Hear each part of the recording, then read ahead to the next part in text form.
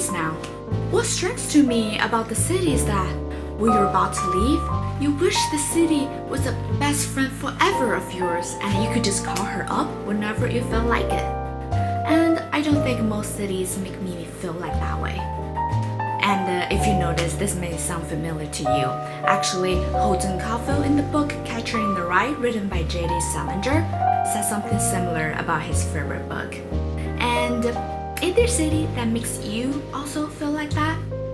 I like Holden a lot, and I feel like I can imagine myself being a 17-year-old boy wandering around the city in the middle of the night, absorbing all the changes that New York City has brought to its people. However, New York City really forces you to grow up.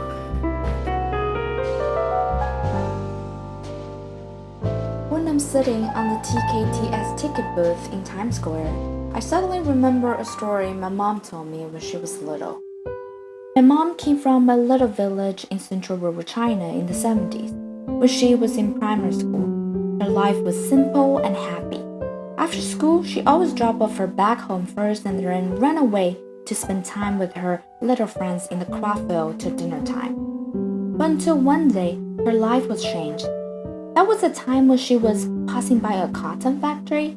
She saw a woman dressed up in uniform, from which you can tell that she must be a tax accountant. The uniform is in navy blue, sharp and energetic, matched with a hat and a silver badge.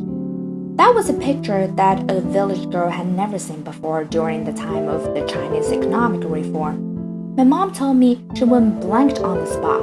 It was a magical moment for her, feeling like her old but dim world fell apart under a strong stream of light. She wanted to be like her and couldn't stop fantasizing about how she could look with that uniform. She knew from that day that she wanted to get out of the village when she grew up. This story slipped into my mind while looking at all the thousands of people in the city being inspired, challenged, absorbed, answered, and thus transformed.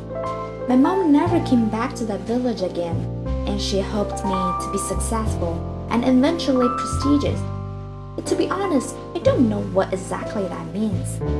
Like Holden, who has his own little dream of being a catcher in the rye, standing by the edge of a cliff and keep children who are playing in an adjacent field of rye from falling off. I have my own little dreams too, and I know I will never be the same again once I leave behind who and what I am on the path of growing up. I am happy not to see all the wonders of the city, but the answer it gives to my question.